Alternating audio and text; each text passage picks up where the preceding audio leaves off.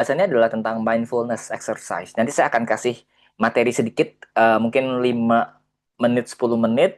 Setelah itu kita akan praktek dan teman-teman ngerasain, tapi prakteknya basic ya. Jadi mindfulness itu banyak sekali kalau bisa dibilang tekniknya. Ada teknik yang mindfulness untuk kecemasan, ada yang mindfulness untuk depresi, ada yang mindfulness untuk self compassion atau belas kasih untuk diri sendiri, ada yang untuk pemulihan trauma. Jadi macam-macam sebenarnya. Mindfulness itu cukup luas.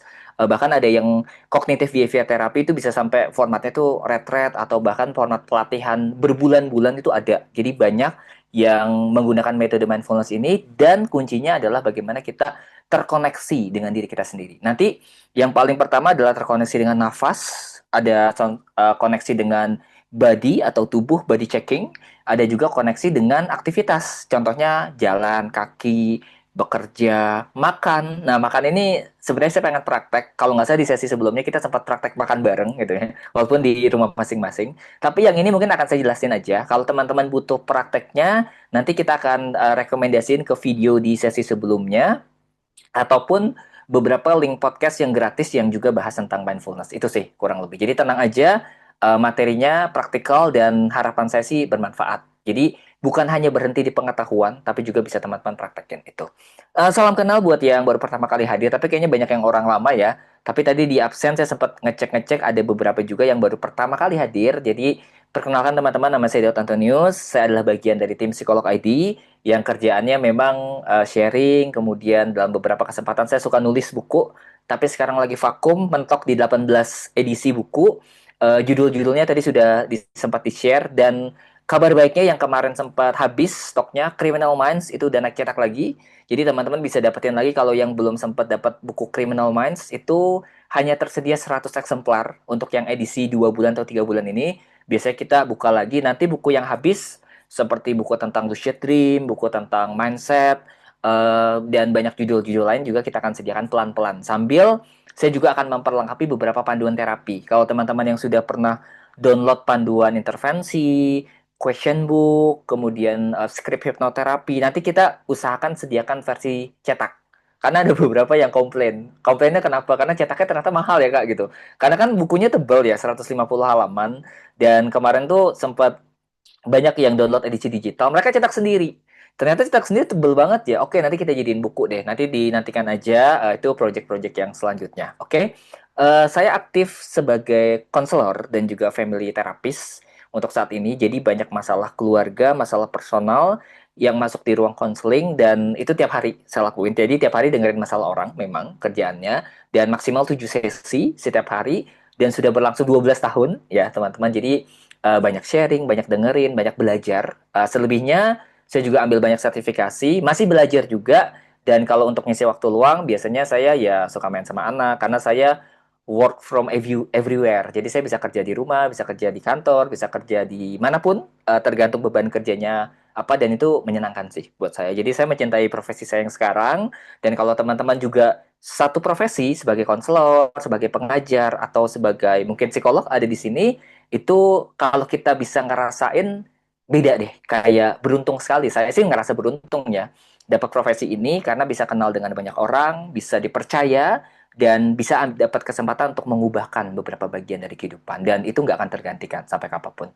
Bisa jadi satu cerita sih. Setiap hari selalu ada cerita-cerita baru yang saya dengerin dan itu mengubahkan diri saya sendiri secara pribadi. Nah, oke, itu sedikit dari perkenalan dan salam kenal lagi buat teman-teman. Nah, hari ini kita akan bahas tentang mindfulness. Nah, buat teman-teman yang mungkin ini kata-kata baru, mindfulness itu sebenarnya mirip dengan meditasi. Tapi meditasi itu kan bisa dibilang ajaran klasik ya. Jadi ajaran timur, Zen meditation, ada meditasi yang mungkin dari China, dari India, dari Jepang gitu ya. Metodenya beda-beda. Di Indonesia juga ada. Contohnya meditasi Buddhis, Hinduisme, jadi banyak sekali meditasi dan ada banyak aliran istilah-istilah yang mungkin cukup kompleks. Tapi yang saya pelajari di sini adalah meditasi yang konteksnya lebih kepada psikologi terapan. Jadi psikologi terapan itu kita nggak akan bahas tentang istilah-istilah yang kompleks dan tidak ada kaitannya dengan keagamaan. Karena ada banyak ritual memang di balik meditasi dan setiap agama itu juga punya momen meditasi. Contohnya zikir, doa rosario, kalau di agama-agama yang umum ya mungkin Kristiani dan juga di Muslim. Tapi di momen ini kita ngelepasin identitas itu. Tapi kita lebih kepada terkoneksi dengan diri kita. Tadi ya dengan nafas kita, dengan tubuh kita, kemudian dengan kehadiran. Karena fokusnya ini adalah bagaimana memunculkan awareness. Jadi dalam diri manusia itu ada yang namanya conscious, kesadaran, dan juga subconscious atau ketidaksadaran. Dan ternyata banyak masalah kita tuh yang munculnya tuh dari subconscious atau dari sesuatu hal yang traumatik, yang mungkin ingatan-ingatan bawah sadar, yang mungkin sesuatu hal yang kita juga nggak tahu nih penyebabnya apa. Nah, tujuan meditasi, khususnya mindfulness, adalah membawa itu ke atas. Kita jadi menyadari, apa ya bagian-bagian yang mungkin saya perlu ubah, saya perlu revisi dari diri saja. Dan kita nggak terjebak lagi dalam ingatan-ingatan masa lalu. Harapannya seperti itu. Walaupun dua-duanya metodenya bisa saling menunjang ya. Mindfulness itu kan bergerak di conscious mind supaya jadi awareness, tapi kalau hipnoterapi, gestalt terapi, dan juga psikoterapi yang arahnya ke psikoanalisa itu biasanya di subconscious atau bahkan unconscious. Makanya bahas tentang masa lalu, bahas tentang luka-luka batin, walaupun tidak semua psikologi bahas itu ya, teman-teman. Karena kalau dari psikologi itu ada mazhab. Mazhabnya ada yang bahas tentang masa lalu, ada yang fokus di masa kini, ada juga yang fokusnya ke aktualisasi. Jadi psikologi positif, manusia harus berdampak, harus ya bisa dibilang growth mindset. Itu baru kemarin banget tuh saya bawain di perusahaan. Jadi kita harus punya pikiran yang positif dan segala macam. Nah, itu bagian satu runtutan. Tapi di sini memang cocok-cocokan. Ada yang cocok dengan metode yang lebih ke masa lalu, orientasinya, ada juga yang masa kini. Nah, hari ini kita kan belajar mindfulness, di mana kita akan mengkhususkan waktu kita untuk hadir. Jadi untuk hadir saat ini, di sini, tanpa bukan berarti kita nggak ingat masa lalu ya enggak. Tapi banyak dari kita yang tanpa sadar itu terlalu fokus pada trauma dan juga kepada masa depan, asumsi. Dan ini membuat kita tuh seperti memaksakan sesuatu yang di luar kendali. Jadi kan masa lalu itu di luar kendali karena sudah terjadi. Kita nggak akan bisa ubah. Demikian juga dengan masa depan yang belum terjadi dan nggak akan bisa kita campuri. Walaupun kita berusaha, ada beberapa hal yang di luar kendali. Nah, konsepnya seperti ini. Jadi kita hidup di tiga ruang dan waktu. Past atau masa lalu tempatnya rasa bersalah, malu, penyesalan, kesedihan, feeling depressed, kemudian mungkin penyesalan tadi ya. Kemudian intinya sih pemikiran-pemikiran yang sudah terjadi dan nggak bisa kita ulang, tapi memorinya masih ada dalam diri kita. Dan ini mengganggu, teman-teman. Berapa banyak dari kita tuh yang seringkali ke-trigger dan keinget lagi masa-masa yang suram dalam hidup kita, kemudian masa-masa sedih, waktu kita gagal, orang ngomong apa sama kita, dan itu memang seringkali menenggelamkan kita pada emosi-emosi negatif. Dan di sini saya tidak membenarkan dan juga nggak mempersalahkan. Setiap orang punya prosesnya. Saya bisa sampaikan bahwa ada beberapa klien yang masih suka teringat-ingat masa lalu dan mereka akhirnya terjebak di sana dan akhirnya nggak maju, nggak maju ke depan. Seperti misalnya ya pernah dihina, hinaan ini akhirnya menenggelamkan dia dan nggak lagi berprestasi. Atau seseorang yang pernah tertolak, akhirnya penolakan ini atau pengabaian menenggelamkan dia dalam trauma dan dia seperti takut untuk mulai hubungan.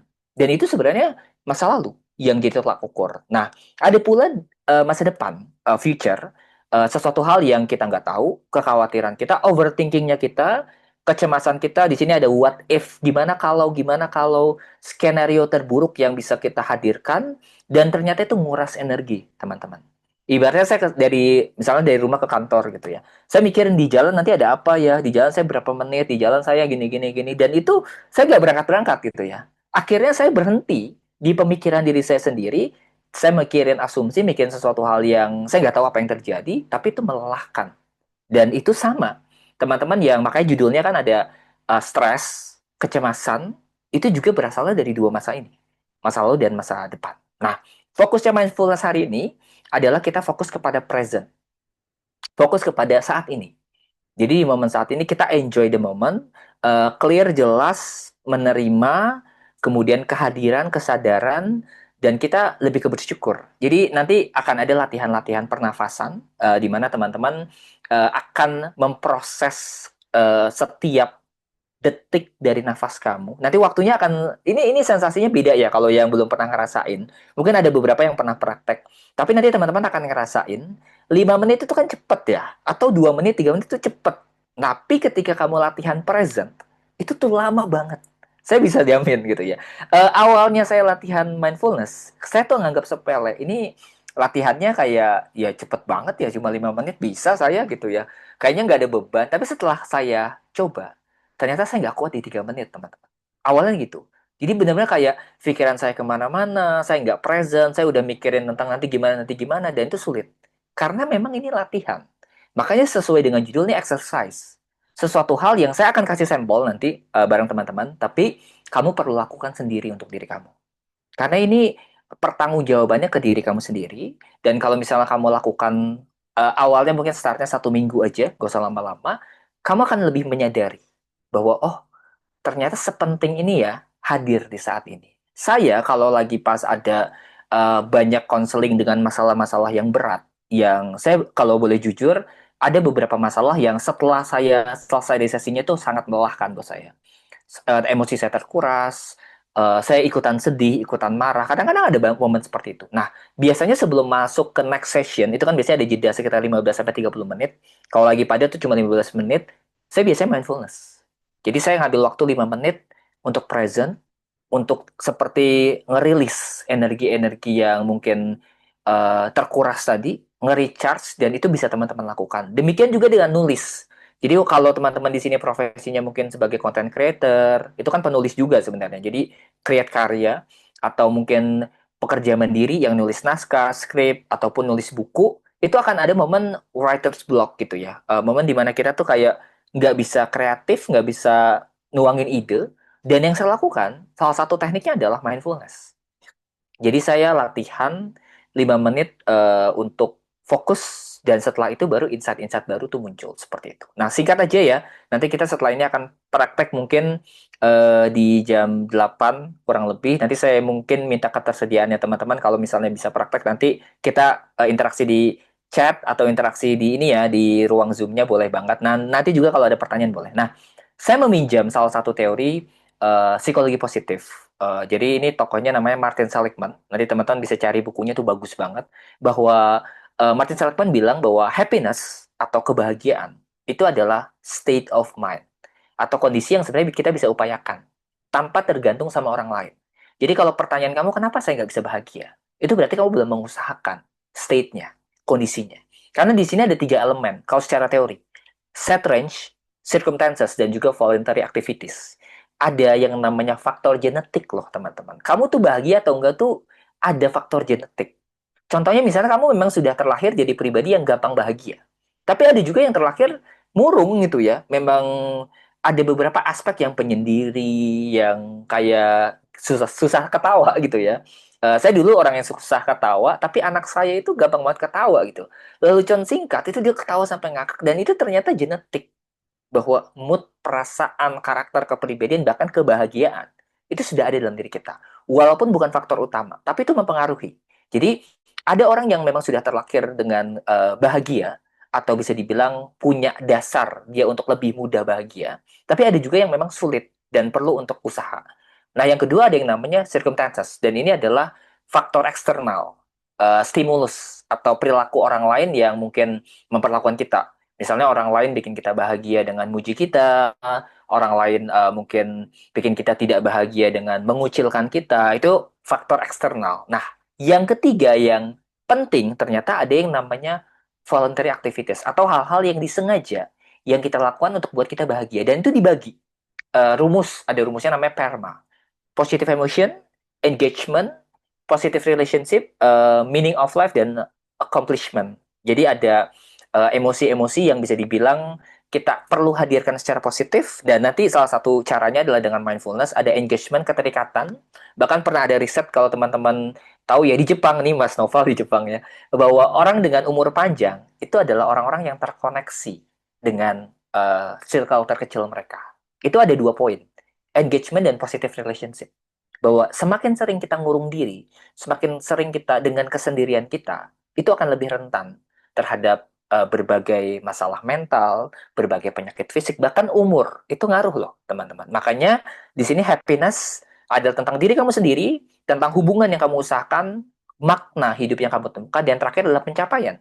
Pencapaian ini banyak macamnya. Ada tentang prestasi, ada tentang hubungan juga, ada tentang finansial, ada tentang jabatan, pokoknya macam-macam. Nah, kita hari ini fokus mengusahakan kebahagiaan, tapi dengan positive emotion.